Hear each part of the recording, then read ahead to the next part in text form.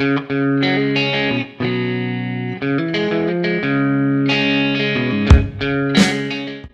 to another Erik Wait whiskey study. I'm celebrating Bourbon Month here on my channel, and in this video I'm going to be reviewing the Knob Creek Single Barrel Reserve Kentucky Straight Bourbon Whiskey, small batch, aged 9 years, 120 proof.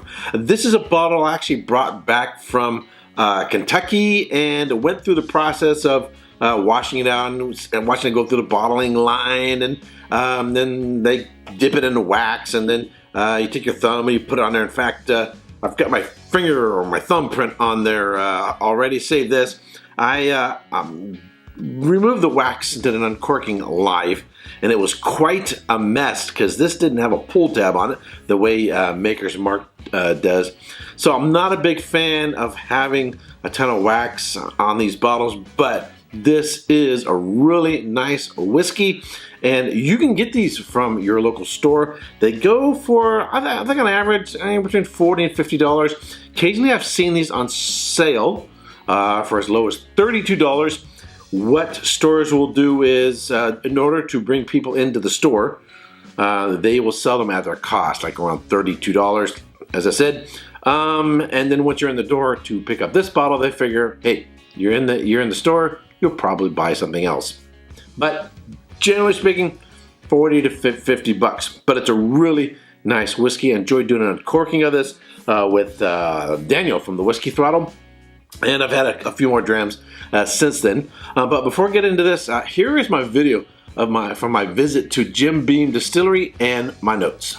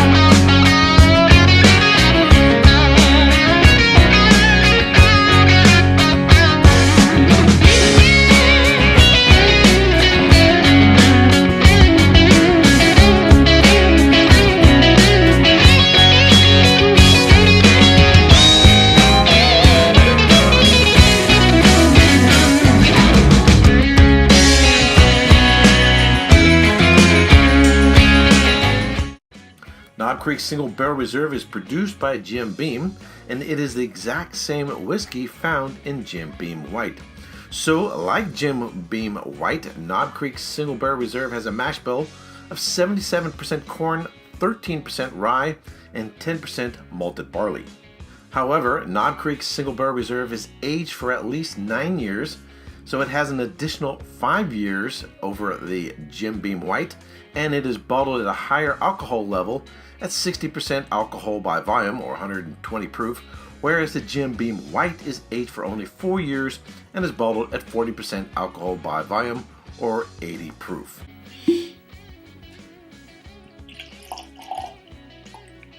I would say this whiskey has sort of what I would call classic bourbon notes and profile.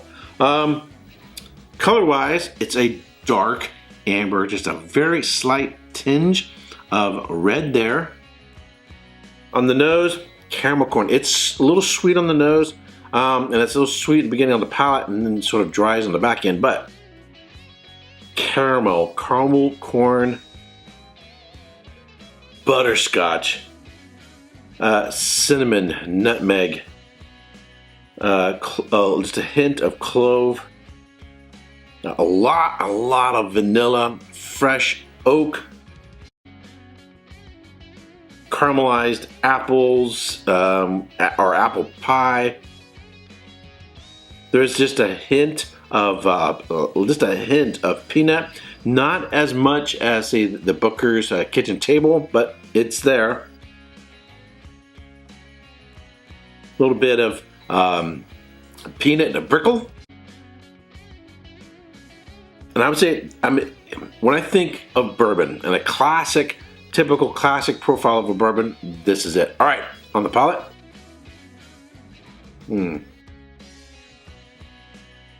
It has a nice evolution. It starts off sweet. It is sort of silky across the mid palate, real long finish, and then dries on the back end. And it maintains some sweetness, but I do get a sort of more of a drying peanut character to it. Caramels, butterscotch, vanilla, apple pie, cinnamon. I would say most of these characteristics start from the beginning, they're in the middle, and they're in the finish. It doesn't deviate that much. Some whiskeys start with some characteristics, change in the middle, and change on the finish. Pretty much consistent from beginning to end. Nice, round, full mouth coating feeling. And I like this on ice. At this ABV, I like my bourbons personally a little colder in temperature. And when you have these nice higher strength bourbons, you can put them on ice. They'll drop down, be a little bit colder, and they become a little more texturally, even creamy a little bit. But before you get them, before the water melts, the ice melts too much and become too watered down. I really like them that. But testing it, I want to try it neat. All right, what would I give this as a score? I'm going to give this a solid 89. I really like it. What would get me over 90 and above? Something unique, something that would be different, something that would make this stand out from a lot of other bourbons. Quality price ratio, I think, is very high.